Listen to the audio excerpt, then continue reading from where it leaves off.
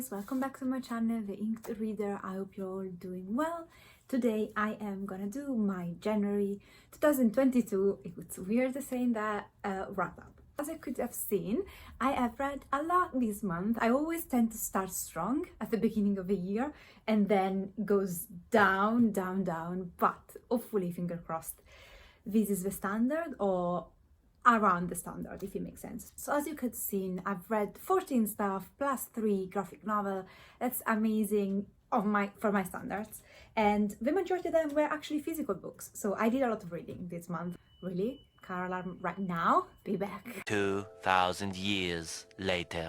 Okay, let's power through this. I'm gonna try and be as succinct as possible. At the end, I was still gonna insert kind of a small video of me showing a bit of my journal. I suck at journaling, it's not very good, but I kind of do like the way it makes everything very clear, everything I've read and the different formats, or if I'm getting rid of the book or not. So yes, I'm gonna just insert it at the end. I am thinking about doing a bit of vlogging, reading vlogs, but I'm not sure yet. And finally, the last thing I'm gonna do this year is I'm gonna actually go through the books in order of how much I enjoyed them. So I'm gonna start from my least enjoyed in the month to the one I enjoyed the most. This list is gonna be purely based on enjoyment rather than quality of the book. So some books might even have higher rating because I can recognize how masterfully crafted they were, or they were very important stories, beautifully written, but I might have enjoyed it a little bit less than a book that's less well written if you want, but I enjoyed it more. So I'm gonna put these not necessarily in a objective quality of the book, but in terms of how much I enjoy the book. Graphic novel are gonna be from least liked to most liked at the end, so people that are not interested, they can skip over those, and I'm gonna put tabs down below so you know. Okay, so my least liked book of January was The Graveyard Apartment. This was completing my Japanese horror TBR, which I started in 2021. I'll link it down below if you're interested. And this is a horror novel, adult horror, and it's the story of this family that moves in these brand new block of flats, and the reason why they moved in is because it was very cheap and there was a lot of room for them. However, the reason why it was so cheap is because this block of flats was basically built on a graveyard, and when they go in, there are a lot of families living there, and then creepy stuff starts to happen, and then everybody moves out until they are the only one left. I read this on Kindle, and I am extremely grateful that I didn't spend £14 on these, because I would like my time back. Like, honestly, I want it back. This was absolutely uneventful, not scary. Basically, nothing really happens. I don't mind necessarily slow burning horror if it builds up to a nice ending, like if it pays off. Not only it doesn't pay off, but in the end there is no explanation for what's been going on, which is extremely frustrating because no payoff, no explanation, no sense. This was just a waste of time, and please don't bother yourself with it. The only thing I liked is that people exploded at one point. That was cool, but that was literally like one scene in more than 300 pages of the book. So yeah, didn't like the writing, didn't like anything about these. I gave this 1.5 stars, and I gave it 0.5 is because people exploded. So do what you want with these. I mean, the average on Goodreads, it wasn't that high to begin with, and I understand why. The pity is that these had potential if the character, because some of the characters have some background history that could have been explored. I'm obsessed with people exploding, apparently. Explored, and there was more that could have been done with the plot, like some from the past of the characters that could have been used as a tool, and I would have liked that. For how much cliche it could have been, I would have appreciated that. Instead, there is no ending really. It's just there is literally no redeeming quality apart from people exploding. Number 13, we have 2 years, 8 months and 28 nights. This is a book that I had received by mistake when ordering something on Book Depository, I believe. And this is kind of like a magic realism book, I would say, low fantasy, adult, because there is sexual content in these, although it's not too explicit. And it's a story basically with Jean, and she mates with a man, and they have like 100 children, and then centuries passed, and these children are children, so we're talking about generations, maybe like 4th, 5th, 6th, 7th generation. And basically the Jinn start a war that this descendant of the original Jinn that had sons and daughters with the man, the human, to basically solve. Now this wasn't necessarily bad in itself, in sense that I really enjoyed the writing. It was fascinating at point, and I really liked some of the stories of the mythology of a jinn. I don't know much about jinns, about the jinns, I guess. It's weird saying that. So it was fascinating in that sense. However, the way it's told is very eccentric, and it's not necessarily a kind of eccentric that I ended up appreciating, because I ended up just getting distracted, and the writing is that kind of whimsical writing that kind of loses you at one point, or at least it lost me. So I was reading, and then this very beautiful and yet peculiar writing would start going, and I would just not follow through. And also I have to say that this is completely shown, not told. So basically even the dialogues a lot of the times are sacrificed. So instead of having characters talking with each other, you would have, oh, he said that and she did that and she said that, which can be annoying for some. And it's definitely not something I love. I don't mind it too much, but I don't love it as a choice in writing style. And overall, I didn't find the story coherent. It was a bit disjointed at times. I gave this 2.5 stars, and I think though that some might love this, it was just not personally for me. At number 12 we have Crave, which is the start of a YA fantasy series. Again, this is another one that I would consider a vampire fantasy. In describing this, I would definitely agree with the majority of people that have read these and just say this is basically Twilight retold. The only difference you have is that Bella has got balls. She has a personality, which I appreciated. The premise is you got this girl, she loses her parents, she has to go to live in the remote, in the Arctic or something, school that her uncle runs, and of course she goes there. She's human, she doesn't know about supernatural creature, and she goes there and she finds out that, you know, this school is basically for supernatural creatures, for vampires, werewolf and shapeshifters and so on, witches. So I guess what I did back then was I had just rewatched Twilight, the movies. I think I became a bit nostalgic, so when I heard that this was gonna be kind of like Twilight, I wanted to try again, and I realized that some books work in a certain context and in a certain age. So I think like these, if read when I was 16 in the context of me reading all books with vampire romances, I would have loved. Now it felt a bit silly or something that I've just seen a million times, so it didn't work for me basically. So I gave this 3 stars. I think what it misses this book, it's, you know, it gives you a Bella with balls and a personality, but also it doesn't give you the Cullens, which were this fascinating family at the end of the day. So you don't have, I mean, I didn't feel for the male interest the same interest that I had in Edward Cullen. And again, it could be a context and could be a thing of me just being much older than when I first digested Twilight. At number 11 is when I start losing subscribers, because here we go with my unpopular opinions. So at number 11 we have Dune. This is the stunning Waterstone edition. I love this so much.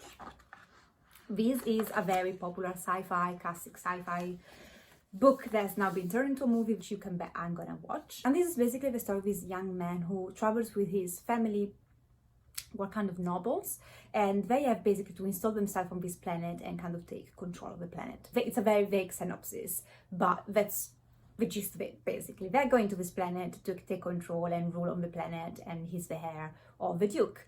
And he goes there with his parents, and then shit goes down. And this planet also has gigantic worms. And let me premise this. I see the appeal. Like, I understand why some people like this. I am not necessarily a newbie when it comes down to sci-fi, but I've tried many times before and didn't enjoy it as much. So it was definitely not a book that was right up my alley. So it was out of my comfort zone, and I also knew that a lot of people were complaining about this being a bit slow sometimes. What I did find was not necessarily the slowness of it. I didn't mind the pace of the story in itself. What I did mind was, first of all, we jump here and there, and a lot of events we are just told about them instead of showing. It's not necessarily a thread that goes through all the book, but we jump, and some things that we are just, oh, this happened, or, you know, this many years have passed, this many months have passed, and this happened, which I didn't necessarily like, because I think some things were quite important and it would have been better to be seen.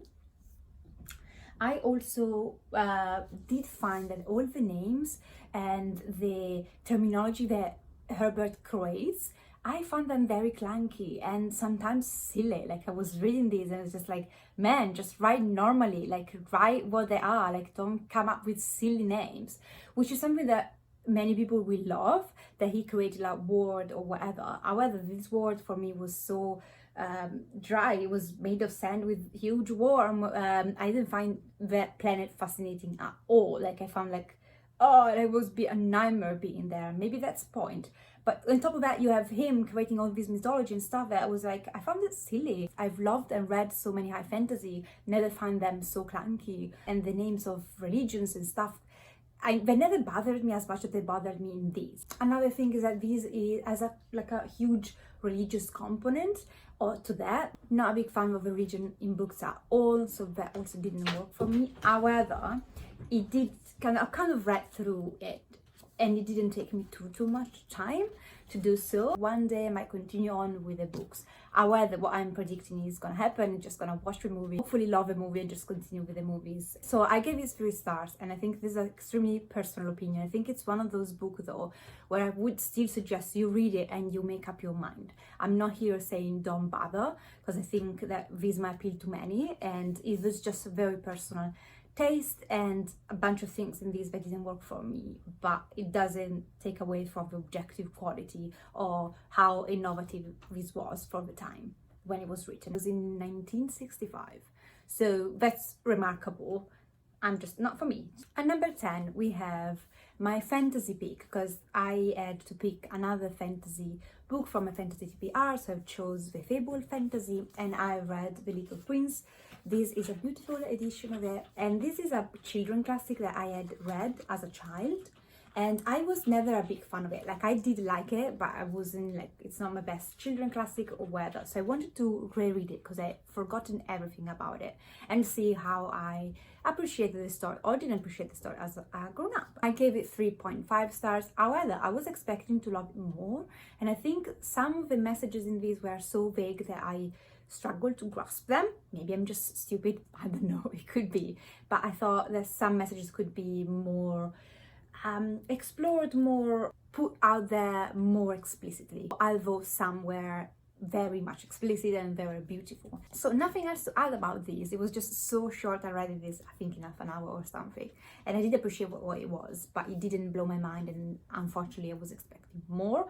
Said that, it's still a book that I think someone should read at least once. It's a classic for a reason, and everybody should give it a read. It's honestly not gonna take you long. At number 9 I have the last book that I had to read as part of a book club for my company.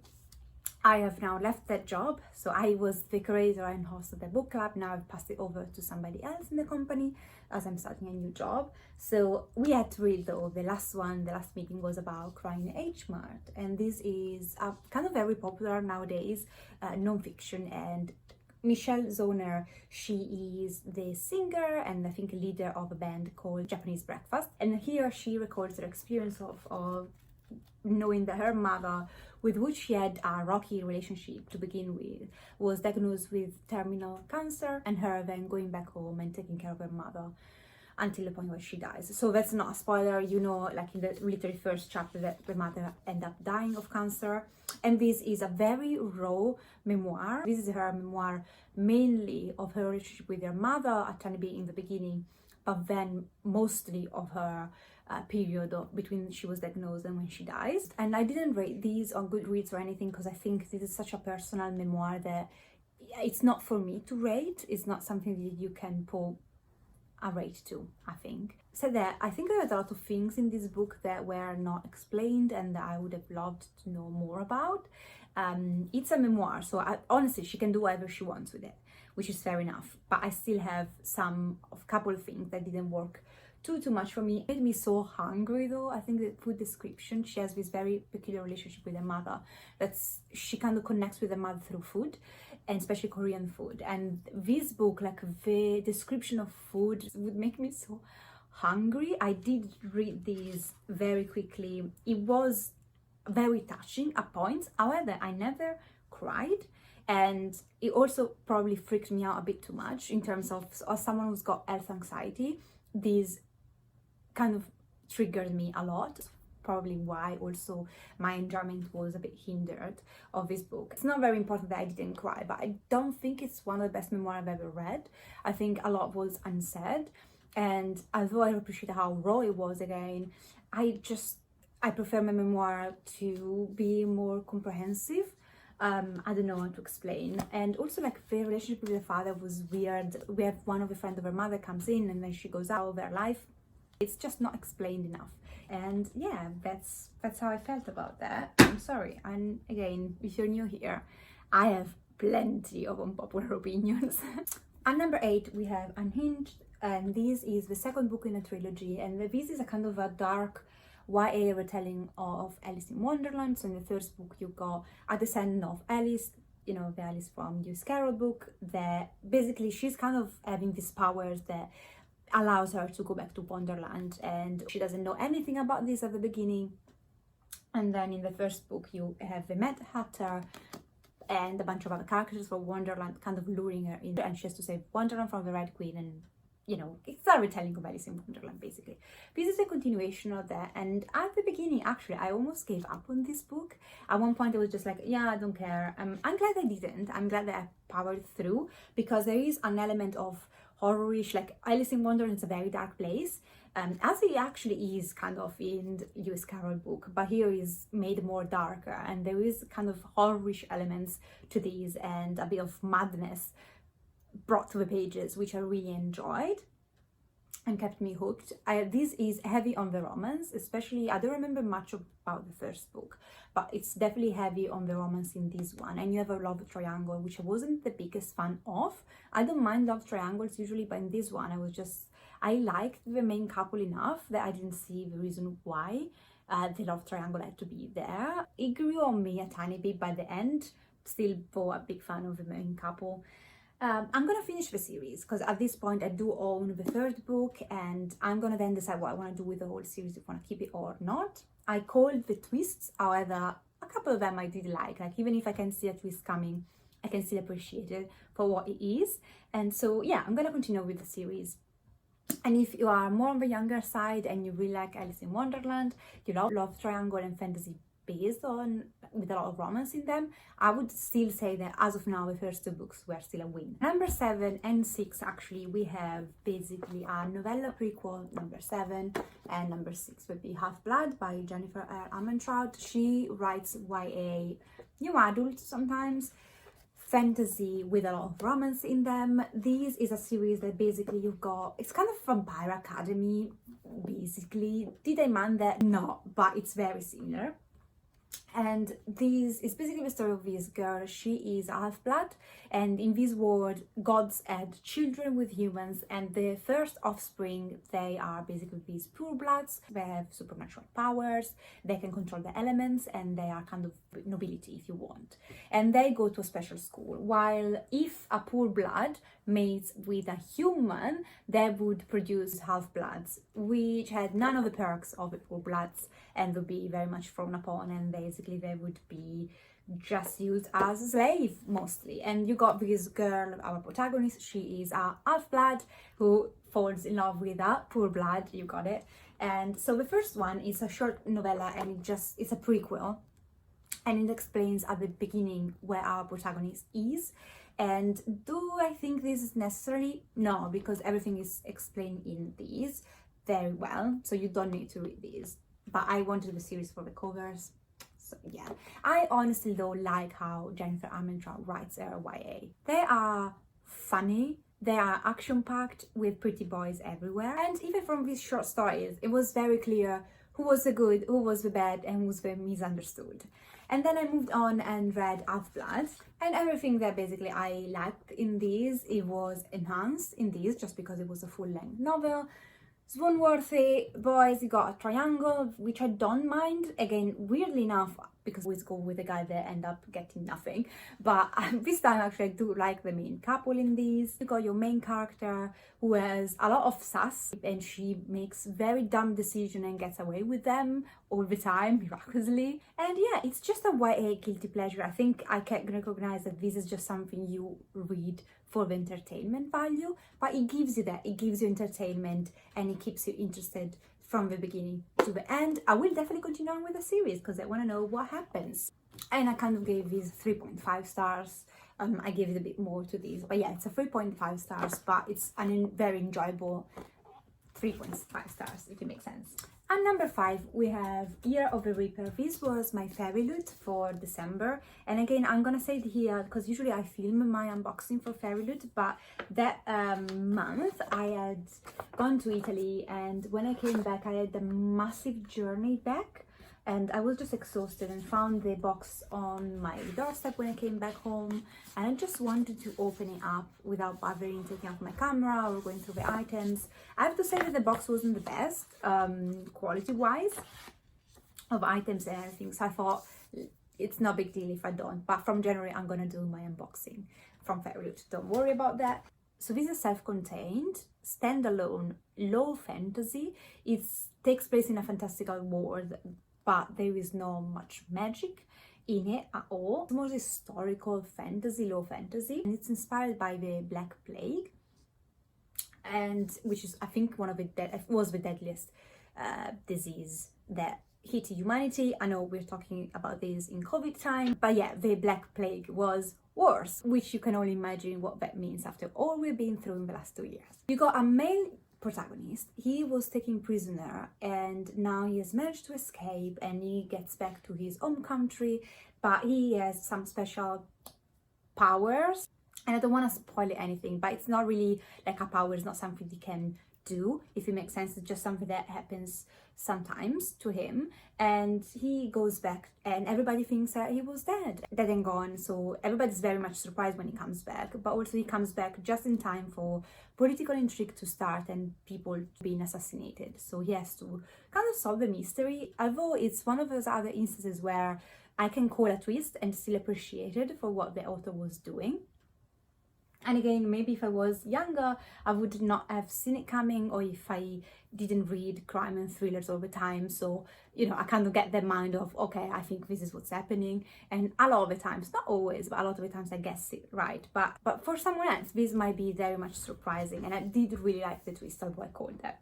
I think this is how YA should be written. It was a delight, from the writing style to the characters, the pace, the relationships, everything just worked out nice. It's not the most mind-blowing fantasy with a lot of happening or a lot of creatures. It's not gonna change me, but I'm so glad that actually I've read this. Such a fast read, and I was impressed. So I will definitely check out more by the author. And also, it's not very heavy on the romance. Like, there is an element of romance, but it's very in the background. So if someone who doesn't love fantasy with a huge plot based on romance, this might be for you. Number 4, I have The Thousand Autumns of Jacob Desuet. This is by David Mitchell, who wrote Cloud Atlas. I watched the movie and didn't like it, and so when I found out that he was the same author, I was like, oh, I'm gonna probably hate this. Instead, I really enjoyed this. This takes place in the time where basically there was the trading companies. So in this case, you follow a Dutch company that was trying to basically put up trade with Japan. Japan was never colonized. However, Europeans had kind of created this Dejima. It's kind of a man-made island near the coast of Nagasaki.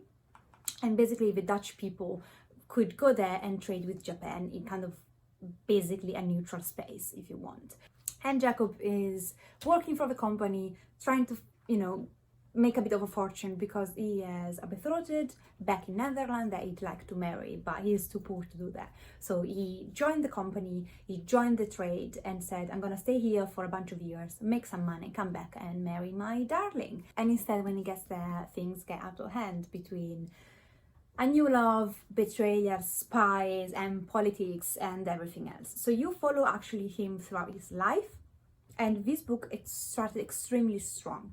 I loved the first 200 pages. I was so fascinated by it. I had this feeling didn't necessarily hold throughout the book. Kind of in the middle, I lost a bit of interest, but just a tiny bit. I was still powering through and seeing where this was going, because I had honestly no idea. What this book does is that it's extremely realistic to the point that's frustrating, because when you read a book and I don't know, you got, you know, your female protagonist who's in danger, you would expect that your main protagonist, so you know, the love interest, would go and save her, and you know, there is a plot around that. There's none of that in here. Like, this is extremely realistic. Like, shit happens and it just happens, and it's out of their control. It's out of something that they can actually do something about, especially your main protagonist. And it was just frustrating but yet fascinating as a choice made by the author. Extremely well written. However, he wrote this so well that actually he used terminology and slang of the time, and I struggled because of course English is not my first language, so it was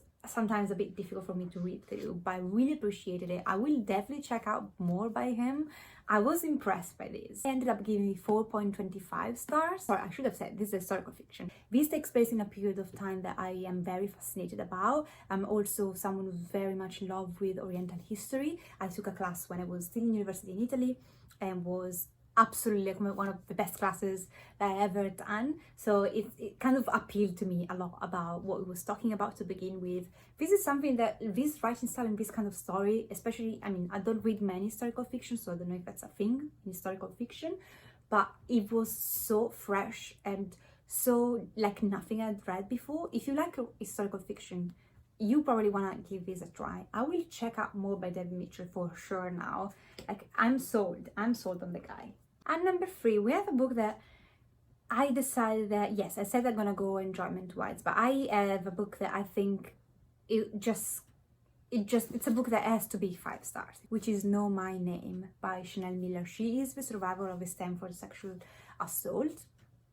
And basically, Chanel in these, she tells you about the night of attack, what happens pre and post trial and the aftermath. And it's painfully slow. It took me a couple of months to read, and it's not that long.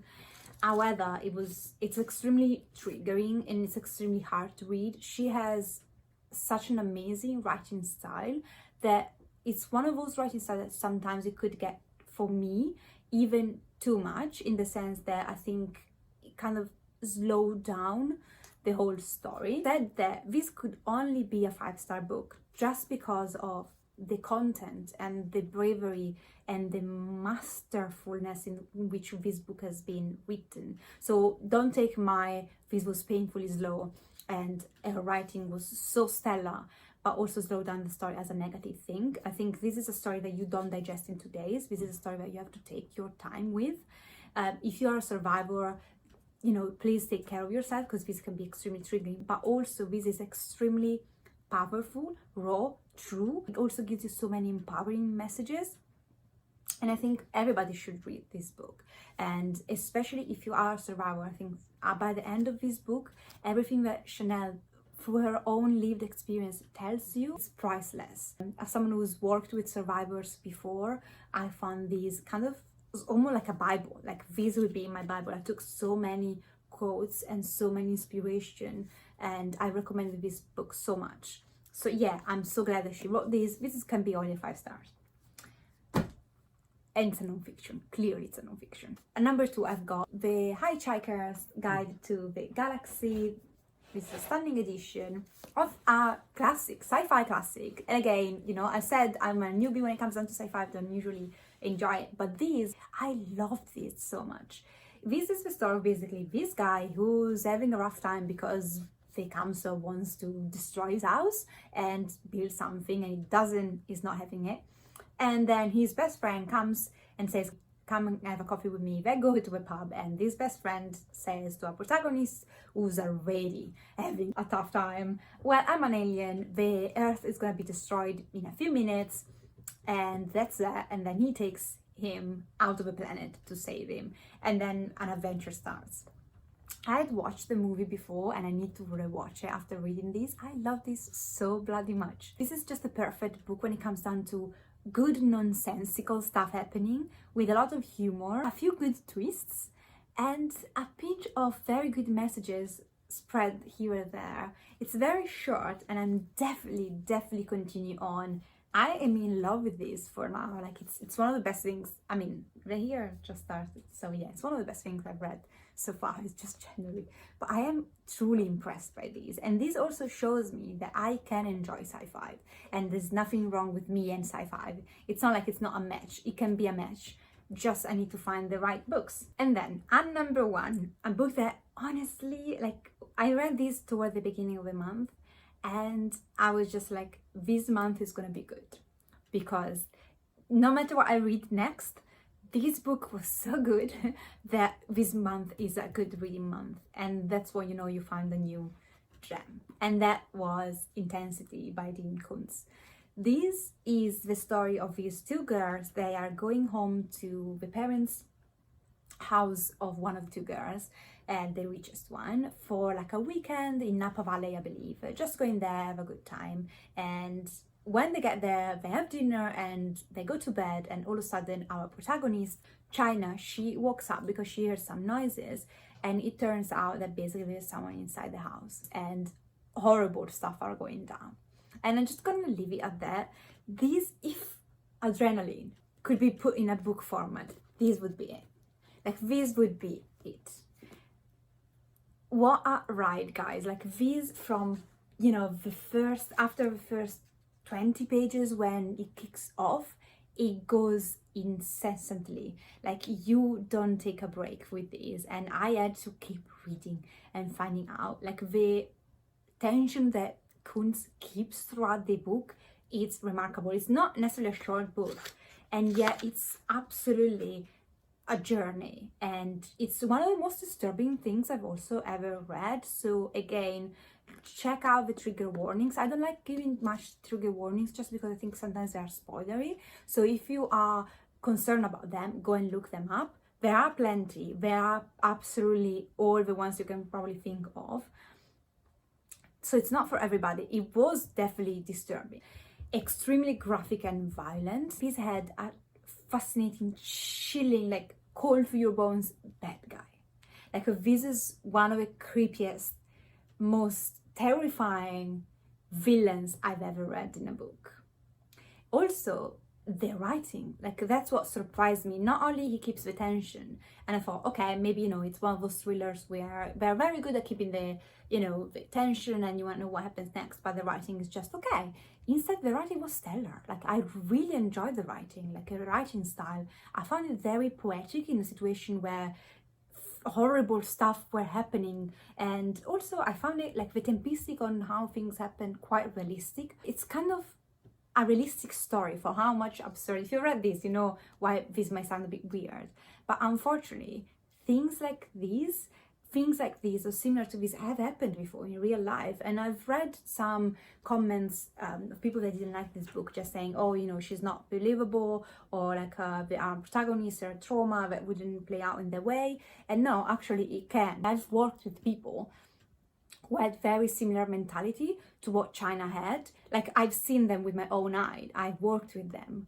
So I can actually say that how everybody, for how much questionable the choices could be of our main protagonist, absolutely crazy, questionable choices that make no sense, because she could have been out of this situation, you know, in basically 2 hours, and instead she gets in more trouble and more trouble and more trouble, which is absolutely silly.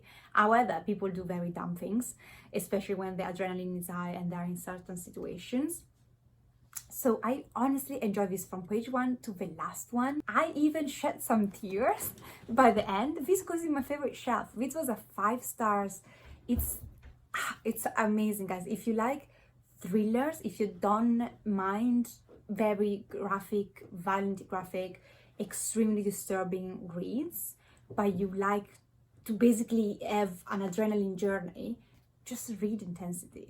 Just read Intensity. I'm a fan of Koontz now. I need to read everything he's ever written down, because that's not even his best, they say. So I need to go back and read everything he wrote, or at least his 10 best works. Okay, guys, so very quickly we have the 3 graphic content that I've read. Number 3, the least liked graphic novel I read was The Witch Boy. This is a middle grade. Sorry, I just choked on nothing. Literally, not even on my saliva. I don't know.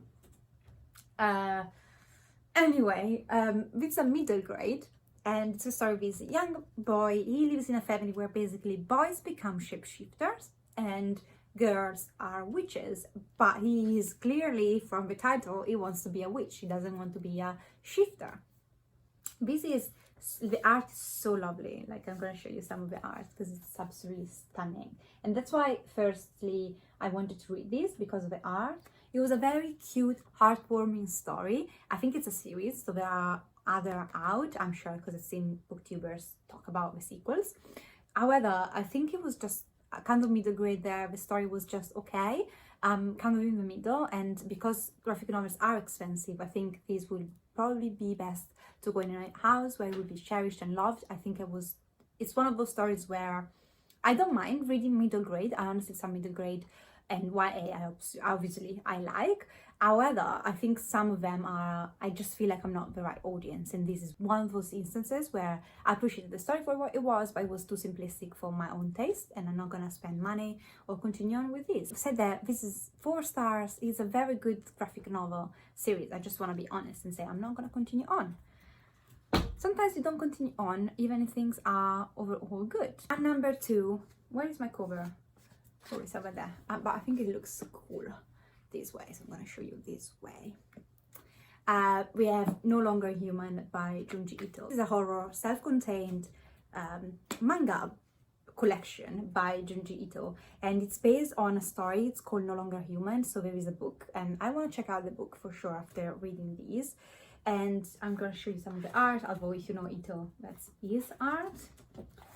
Like, I think I could see this among million or other art styles and would recognize it for, you know, being Ito. And this is the story. Basically, this boy, he's born in this family with a lot of siblings, and he kind of takes this personality of being the clown in the family, and instead he feels very unemotional and cold to other people. So he finds that the way he compensates with that is by being the clown in the family and making everybody laugh, and he very much cares about being accepted and not being recognized actually as an odd one. And you start from there, and it's a descent into what I would describe a personal hell. It's such a like horrorish but yet good, fascinating depiction of sin, addiction, and how you could literally lose yourself completely by trying to please others.